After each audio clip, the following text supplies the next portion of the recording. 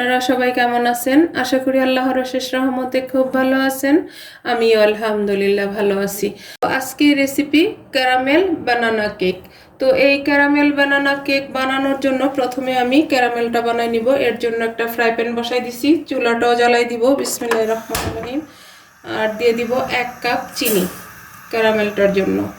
এই যে ক্যারামেলটা হতে থাকবে। এই যে দেখেন ক্যারামেলটা হয়ে যাচ্ছে। এই দেখেন মাশাআল্লাহ মাশাআল্লাহ ক্যারামেলটা হয়ে গেছে।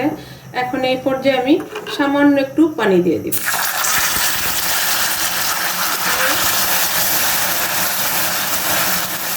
যখনই এই বানানা কেকের জন্য ক্যারামেলটা বানাবেন তখন এইভাবে আমার রেসিপিটা ফলো করে ক্যারামেলটা বানিয়ে নেবেন। এই যে ক্যারামেলটা হয়ে গেল। এখন আমি এই ক্যারামেলটাকে আমার কেকের মোল্ডের মধ্যে ঢেলে দিব। এই যে এখন ক্যারামেলটা ঢেলে নিতেছি আমি। আজকের এই ক্যারামেল বানানা কেক যদি আপনাদের কাছে একটু ভালো লাগে তাহলে আমার চ্যানেলটাকে সাবস্ক্রাইব করবেন, লাইক করবেন, আমার সাথেই থাকবেন প্লিজ আমার ভাই বোনেরা, এবং আমাকে কমেন্টসে জানাবেন।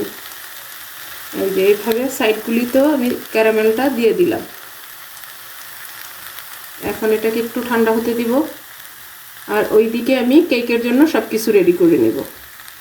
ক্যারামেলটা আমার সব দিকে দেওয়া হয়ে গেল। এখন আমি এর মধ্যে কলাগুলো দিয়ে দিব। এই যে কলাটা প্রথমে ছিলে নিতেছি, ভাবে কেটে নিব কলাটাকে, কলা বা বানানা যে যেটাই বুঝেন। এই যে এখন কিন্তু ক্যারামেলটা একটু হালকা গরম আছে, এর মধ্যে আমি এখন প্রথমে কলাটা দিয়ে দিব। এই যে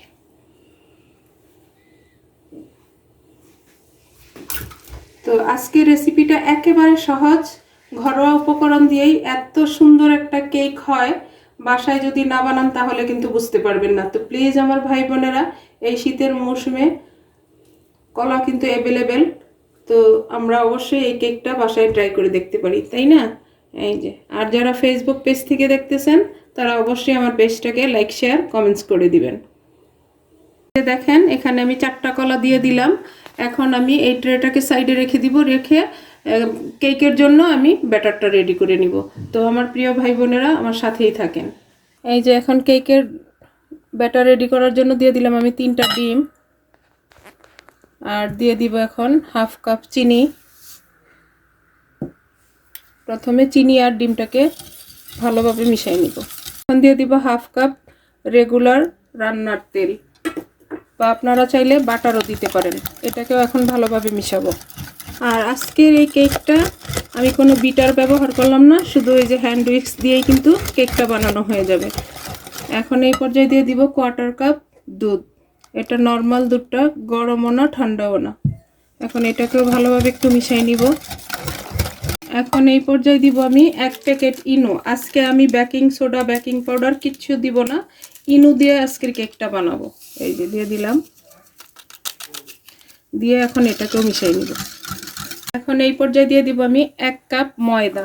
এই যে একটু চেলে নিব। ময়দাটাকেও আমি এই দুধ, ডিম সব কিছুর সাথে মিশিয়ে নিব। সব কিছু একসাথে মিশানো হয়ে গেল। এখন এই পর্যায়ে দিয়ে দিব 1 পিঞ্চ লবণ, কারণ মিষ্টি জিনিসে লবণটা না দিলে আবার ভালো লাগে না। লবণটাকেও মিশিয়ে নিলাম। এই যে ব্যাটারটা এরকম হবে। হয়ে গেল আমার ব্যাটারটা রেডি করা। এখন আমি এই যে বানানা আর ক্যারামেলটা রেডি করে রাখছি, এর মধ্যে এখন ঢেলে দিব এই ব্যাটারটা। বিসমিল্লাহির রহমানির রহিম ঢেলে নিলাম। এখন আমি এইভাবে ব্যাটারটা একটু সাইডে দিয়ে দিব। একেবারে সহজ আজকের এই ক্যারামেল বানানা কেকটা। এখন একটু আমি ট্যাপ করে নিব। আর আজকে আমি কেকটা ওভেনে বানাবো। এই যে হয়ে গেল। এখন আমি সরাসরি ওভেনে চলে যাব। এই যে ওভেনটাকে আমি 180 ডিগ্রিতে 10 মিনিট প্রিহিট করে নিছি। এখন আমি এই কেকের মোল্ডটা দিয়ে দিব। এই যে দিয়ে দিলাম, দিয়ে 25 মিনিট এটাকে আমি বেক করব। এখন আমরা 180 ডিগ্রিতেই 25 মিনিট বেক করব। তো 25 মিনিট আমরা অপেক্ষা করব।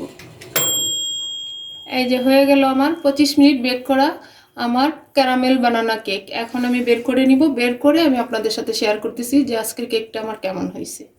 এই যে দেখেন, মাশাল্লাহ মাশাল্লাহ, আমার আজকের ক্যারামেল বানানা কেক হয়ে গেল। এখন আমি এটাকে একটু ঠান্ডা করে নিছি, হালকা এখনও গরম আছে। এটা সাইডে রেখে একটা বোর্ড নিয়ে নিব, বোর্ডের উপর আমি কেকটাকে ডিমোল্ড করব। এই যে বোর্ডটা এর উপরে দিয়ে নিব, দিলাম। এখন এই যে ডিমোল্ড করে নিব। বিসমিল্লাহির রহমানির রহিম।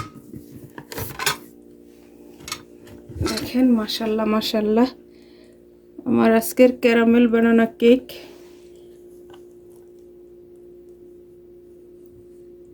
এই যে দেখেন মাশাল্লাহ মাশাল্লাহ, এত সুন্দর ফ্লেভার আসতেছে।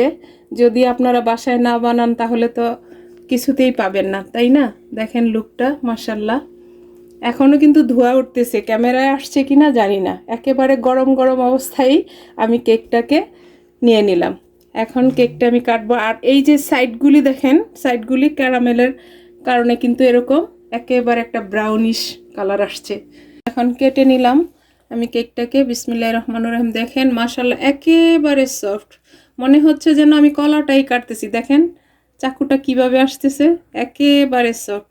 তো প্লিজ আমার ভাই বোনেরা, আপনারা অবশ্যই এই রেসিপিটা ফলো করে বাসায় এই ক্যারামেল বানানা কেকটা বানায় দেখতে পারেন। আমি এখন আপনাদের সাথে কেটে উঠায়া একটু শেয়ার করি আজকের কেকটা।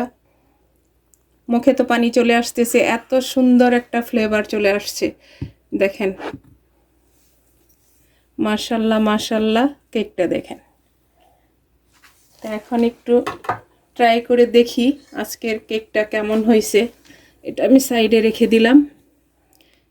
এই যে একেবারে অল্প সময় অল্প উপকরণে দেখেন, এই যে মাশাল্লাহ।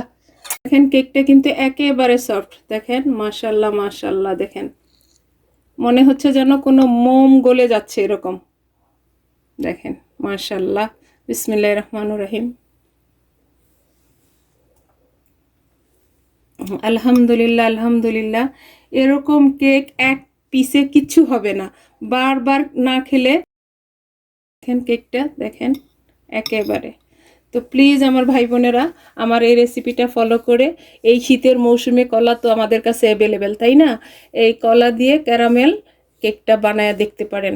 তো যাই হোক, আজকে আমার একেবারে ঘরোয়া উপকরণ দিয়ে ক্যারামেল বানানা কেক বানানো শেষ হয়ে গেল। আমি আপনাদের কাছ থেকে বিদায় নিব, আবার নতুন কোনো রেসিপি নিয়ে আসব। আল্লাহ হাফেজ।